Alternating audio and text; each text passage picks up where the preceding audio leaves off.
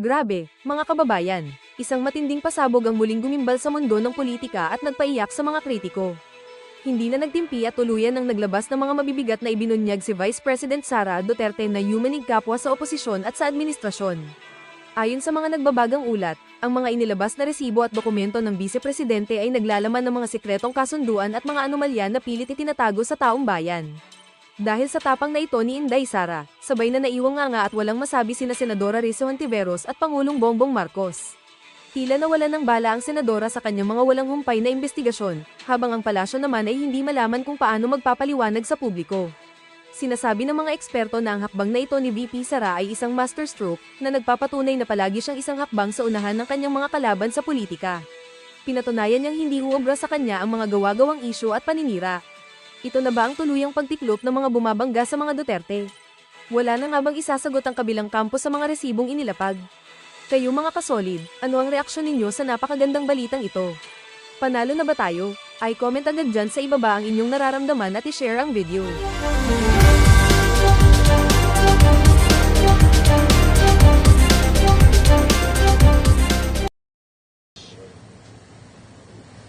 Ombudsman,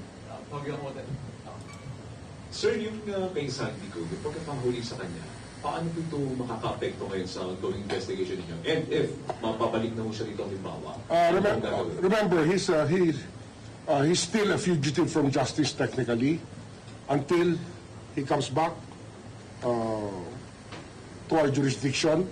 He's still a fugitive from justice, and fugitives from justice have no rights, no right to defend themselves when they're in court, when there are cases against them, unless they submit to the jurisdiction of the court. And the only effect would be he will be under the jurisdiction of the court, and he can lawyer up. That's about what it amounts to. Diba? Magkukuha siya ng abogado, then they will start putting forward some defenses. at ipatatawag ko rin siya, Ombudsman. Yes, there are still ongoing investigations. Since he is already if he is already under our jurisdiction, we will subpoena him to come over to explain matters under investigation, still under investigation in this office. Thank you, sir. Sir, pwede po ba maging state witness si Ramil Madriaga sa Ombudsman's proceedings sa malversation charges against Vice President Sara? Actually, I have not followed Ramil Madriaga's statement, honestly. I have not. Bakit naman? Bakit naman? Ombudsman, bakit hindi mo ba pinanood? Yung Sarsuela sa House of sayang naman. Been very particular about that. I have not been following the impeachment proceedings too much, except for the fact that we have to supply them with documents. Because impeachment is another function under the Constitution which we respect, and which we know that it is the province of the Congress and the Senate, the House of Representatives and the Senate, to go through with the impeachment proceedings. So we don't really interfere with those things. Next question, sir. Nakuha niyo po ba yung mga salin ni Vice President Sara Duterte sa Mindanao from 2007 na hinihingi ko ng House? Well, I guess that the documents in our possession will be the best evidence, and it's better that we just present it tomorrow first before we present anything here. Let's just give due respect to the House on this matter. Kung ano man ang sasabihin bukas, yun yun. Diba? Sir? Hello. Yes. Hello, sir. Good afternoon. Gilas Kapatid, Jamay News Online. Just like to ask for an update on Attorney Ryan Kilala. I understand he's assistant prosecutor here. Yes. Nabanggit po kasi yun ni Ramil Madriaga. Yes. Yes. Sa affidavit niya, na-mention po kasi ni EO na We are may cause order. we're reconstituting the IAB, and it will be a matter for the IAB to take up, the Internal Affairs Bureau, or Board, Internal Affairs Board. So, bahala na IAB to of that. Not appropriate, they can actually take up the case of Mr. Kilala. Sir, nag-ano ba siya? Kasi may show, understand may show cause order. Nag-reply ba siya dun sa show cause order? I think he replied already.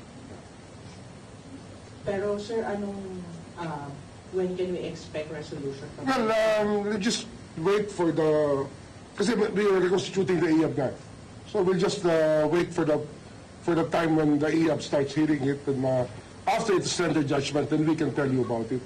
But whatever happens internally in the Internal Affairs Bureau will still have to be under wraps to protect people who are there. Pero sir, he's not suspended or sanctioned so far. Not yet. Wala pa naman. But of course, we are noting the statements made as to his actions, and we will just ask him to elucidate on that later on. I think he has already explained himself through an affidavit, through a counter affidavit, so we'll see. Sir, having heard that, na nabanggit yung ombudsman dun sa recipients allegedly ng confidential fund, did you issue a reminder or is there a need to issue reminders to prosecutors about being involved in these things? I don't think it's necessary. Everybody here knows. Mega love shoutout dito kay Sir Raymond Federico Picar. Palakpakan muna natin to si Sir Raymond. Bang klase ka talaga, Sir. Maraming salamat, Sir. Maraming salamat. Mega love shoutout. Our duty and what's legal and what's illegal. We are trying to look at the records of the CCTVs, if they're still existing. Yun, may CCTV naman. Ako, kumpiyansa ako na walang basura yung mga statement na yun ni Madriaga. Wala akong katotohanan yun. They're still trying to review it. We're doing our own thing here to check the veracity of the statements of Mr. Madriaga. Sir Cabal, back na ako kay Zaldico, sir. Do you have information if he is detained in Czech Republic or anywhere else in Europe? I think Po ba kayo information? I think the Czech Republic and the European Commission will be the one to take care of it because Magaling ho yan si Boying Ray Mulya. Wala pang warrant ang ICC, alam na niya eh. Ay, wala pa nga nailabas na warrant dito kay hindi pa nagsalita ang ICC, alam na niya na merong warrant ang itong si Senator Bato de la Rosa. Ganito lang ho kasimple yan. Si Boying Ray Mulya, madaldal na tao yan. Kung meron mang huli na nakadetain ngayon itong si Zaldico, isa ho siya sa pinakaunang sisigunda sa sinabi nitong si Marcos Jr. Ngayon kung sinasabi niya, hayaan natin na jurisdiction ng European Union yan, hayaan natin sila magsabi kung meron silang nahuling ganito, ganyan. Ang problema ho dito, wala ho talagang nahuling Zaldico. it's a violation of their local law, the law of the union. That's why an immigration violation there resonates all throughout the different member states of the European Union. Given na, wala naman siya. I think that the executive department will be. I was told that they will be sending a delegation there to coordinate with the Czech authorities and of course with the EU on this matter. At this point, sir, kailangan ba yung mga statements ni Zaldico for a successful prosecution sa flood control cases? Well, Or not necessarily? jurisdiction over his body, over his person, is what we really want to happen, so that we can actually make a very good hearing out of it, so that he can defend himself, and so that the justices who are hearing the cases will be able to render the proper judgment. Ang mahalaga yun eh. Mahalaga sa akin, mag-due process, mapangalagaan yung karapatan ng bawat isa. Basta accused naman, hindi naman presumed guilty yan eh. Di ba? Ano pa rin yan? Meron pa rin presumption of innocence. Kaya lang, kailangan sagutin na yung mga tanong. Hindi naman ang kailangan mangyari. Akusado siya eh. But sir, in the event na yun nga, kung hindi siya magpakita o hindi siya... Yun nga yung hinihintay natin. Kasi nga, ano ito eh, no? Itong pagkahuli sa kanya ay kinakailangan ma-convert natin into our jurisdiction yung kanyang tao. Yung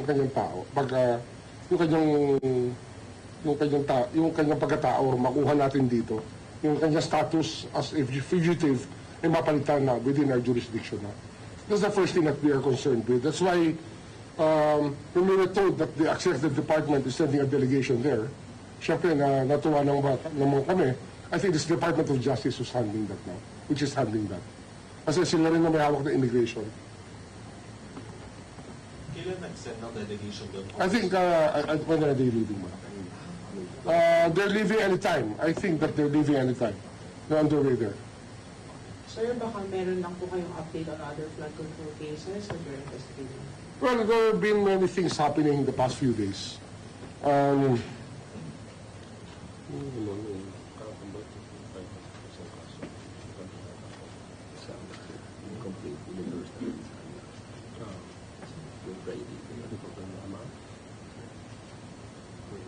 we're waiting for the AMLAC, the MAMLC, to file a freeze order on Martin Romualdez. We already endorsed a complaint to them.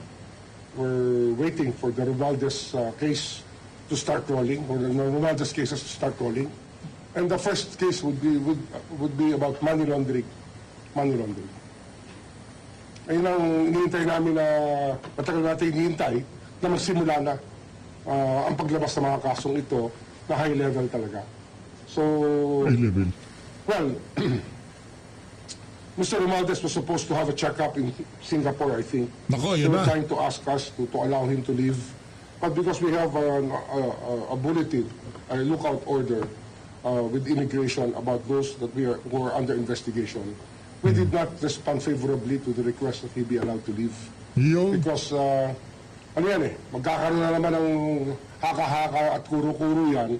Mabuti ng, sabi ang sana naman, dito lang siya magpa-check up. nako, Kasi naman, magagaling naman ang doktor natin dito. nako po.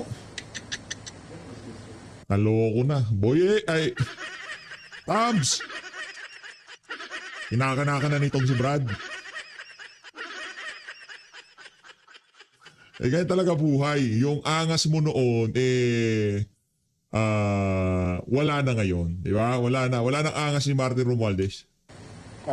Actually, they were burning the lines yesterday and up to this morning.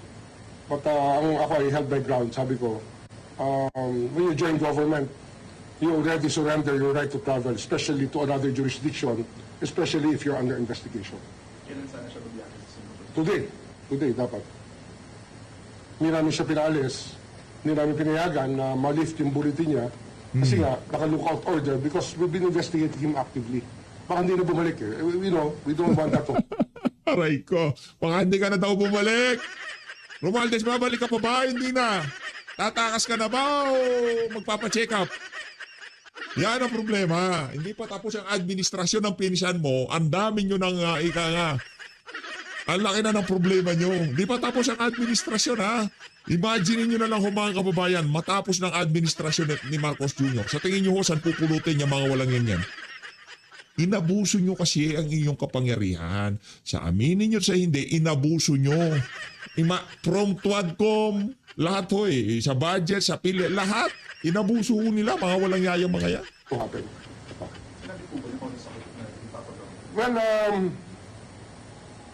siguro heart,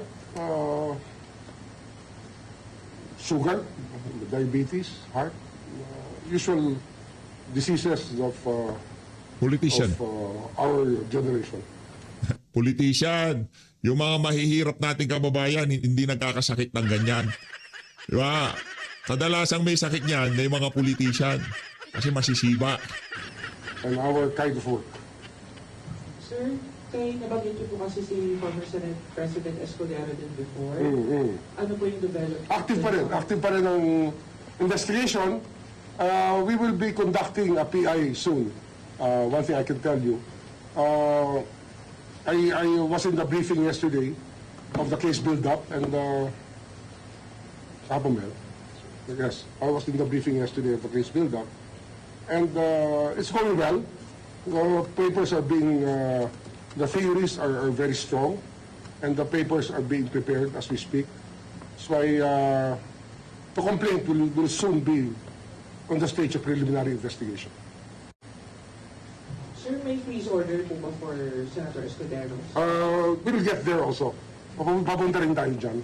Kasi dito kasi, nung nagkaroon ng tamarind, 30 tamarind transaction, we took it from there to start investigating that money angle already.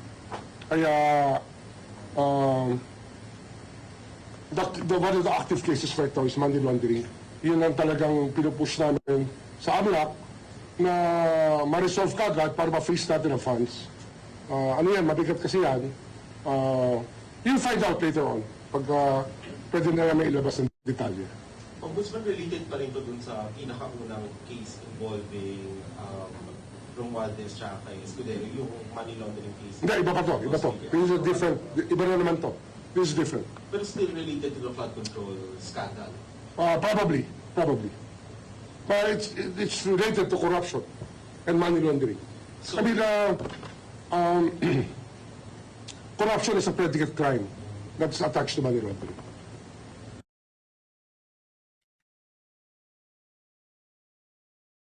So clear na iniimbestigahan po ngayon si former House Speaker for Yes, alleged yes, corruption and for the... For money laundering, yeah. Kaya ang sinisik namin, magkaroon ng tsunami, ma-face order para mapangalagaan natin yung mga dapat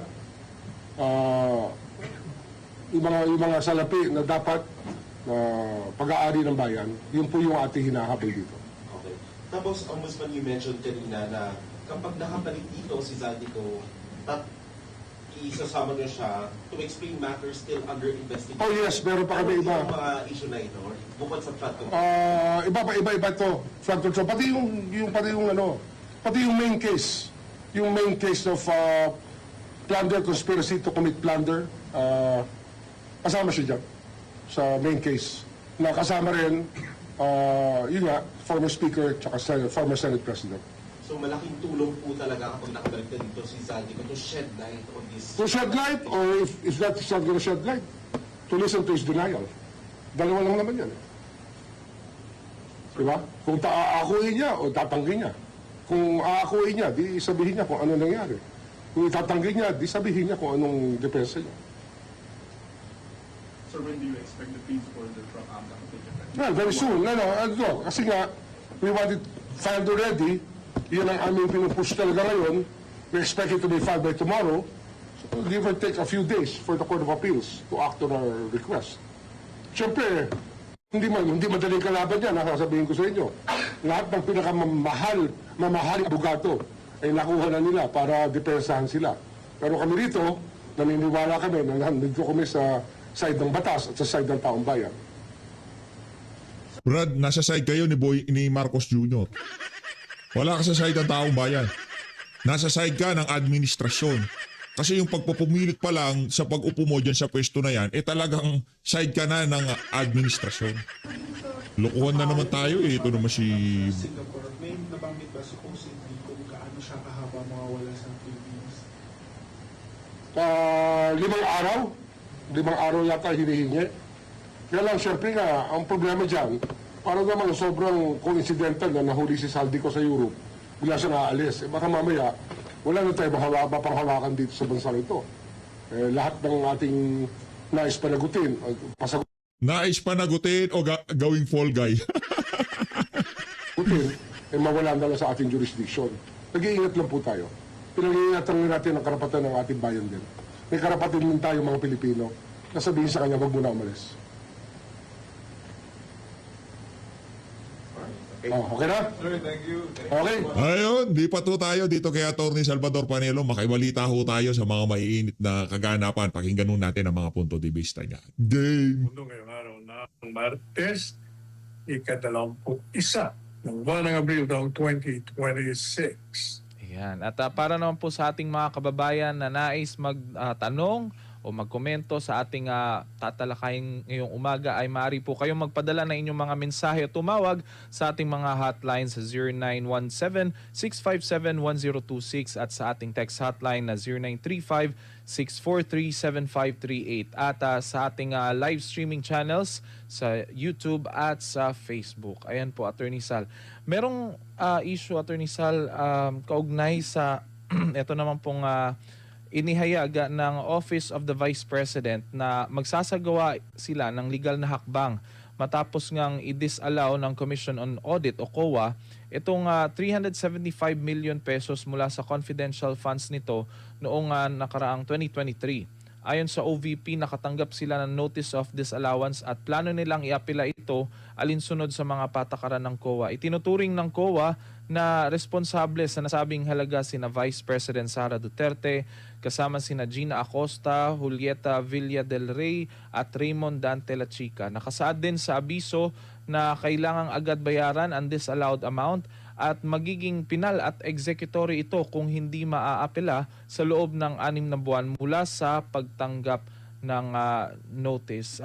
Ito, Attorney Sal, itong issue na to, matagal na rin to dahil nga ay yan nga sa mga confidential fund. Pero sa tingin niyo po, dapat lumbigyan ng pagkakataon ng OVP na maipaliwanag ulit at maapela itong disallowance notice o sapat na ba ito na naging findings ng COA upang agad ito ipatupad? Yung mga findings ng COA regarding the confidential funds na nagpadala sila ng notice of disallowance. Yan po ay hindi pa pinag sapagkat ang Office of the Vice President can avail of the legal remedies. Pwede nilang iapila, pwede silang pumunta sa mataas na hukuman upang questionin ang naging desisyon nila. Maaaring nagkaroon sila ng pang-abuso sa kanilang discretion na huwag tanggapin ang mga paliwanag at mga dokumentong isinumite sa kanila. Sapagkat ang hukuman po ay maaaring tumanggap ng reklamo ng grave abuse of discretion mounting to lack or excessive jurisdiction on the part of the government institution subject of the petition. Kaya hindi pa po yan. Marami ng mga instances na yung desisyon ng COA ay napapabaliktad.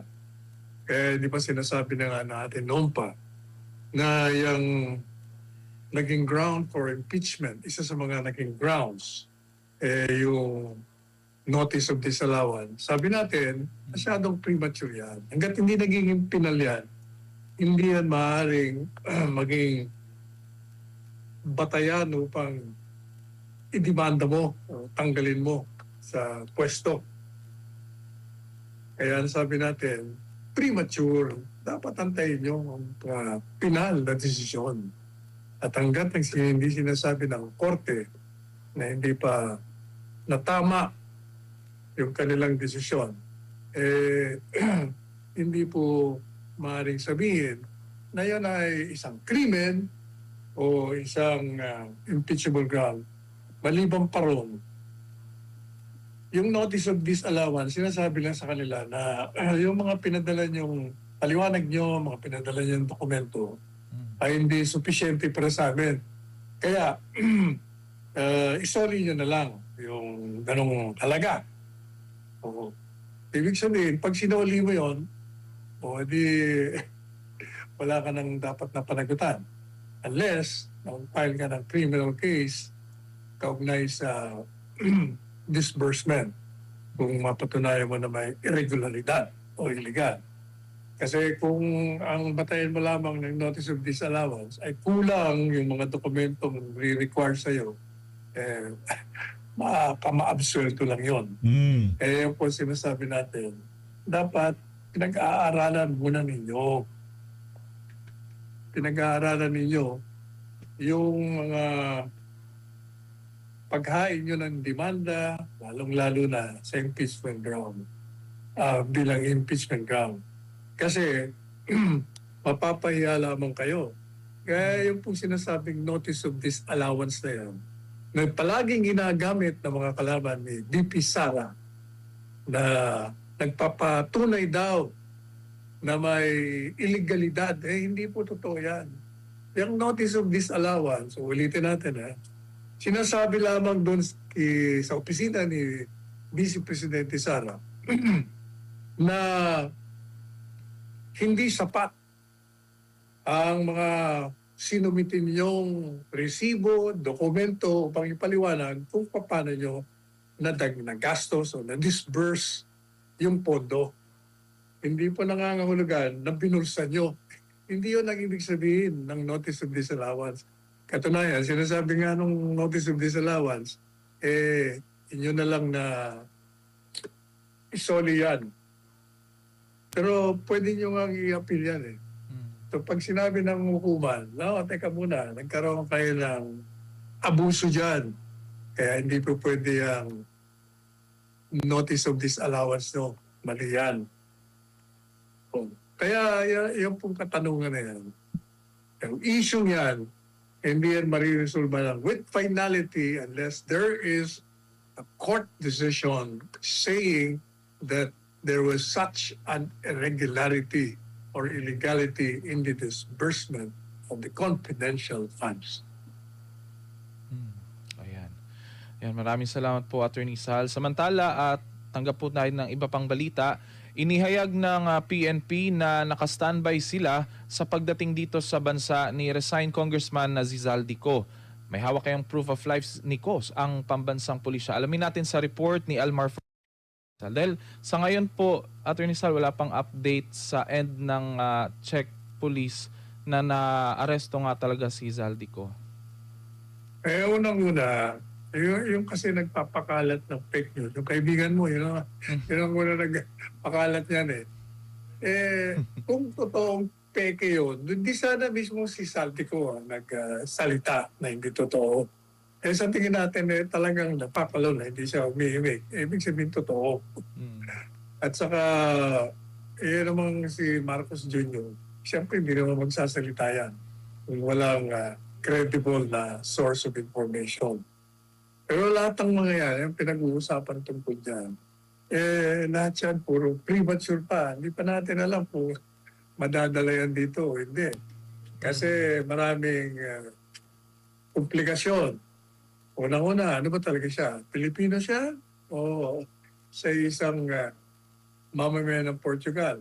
Kasi kung dual citizen naman siya, lalo nagkakomplika.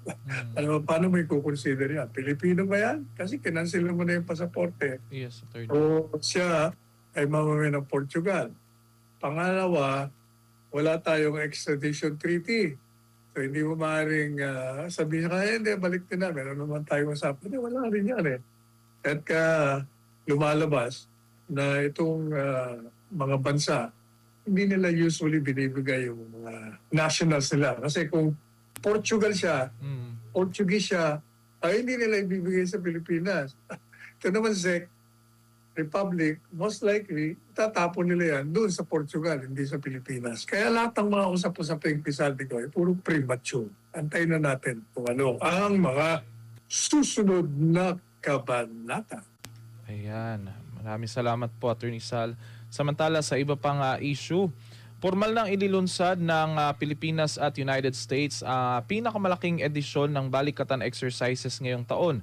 Nalalahukan ito ng mahigit pinalawak ng Department of Agriculture ang 20 pesos ito. Issue pa rin sa 20 pesos na bigas, Attorney Sal, kada kilo, na programang bigas bilang tugon sa tumataas na presyo ng pagkain na dulot ng umiiral na energy crisis sa bansa. Inatasan ni Pangulong Ferdinand Marcos Jr. ang DA na dagdagan ang mga bentahin at palawakin ang oras na operasyon upang mas maraming mahihirap na pamilya ang makikinabang. Ayon kay Agriculture Secretary Francisco Chu Laurel Jr., layunin ng programa na mapanatiling abot kaya pa rin ang pagkain sa kabila ng pagtaas ng gastos sa transportasyon at logistics na nagpapataas din ng presyo ng sa merkado. Sa kasalukuyan, Attorney, merong 932 selling sites sa buong bansa kabilang ang Kadiwa outlets, NFA warehouses at LGU run sites na nakapagserbisyo na sa mahigit 6 na milyong benepisyaryo. At target din na makadagdag pa ng 900 outlets sa mga lugar na mataas din yung pangangailangan tulad ng sa Cebu, sa Bukidnon at sa Cotabato. Sinusuportan ito ng kasunduan sa pagitan ng Food Terminal Incorporated at National Food Authority para sa procurement ng humigit kumulang 1.8 million sacks of rice gamit ang 3 bilyong pisong pondo.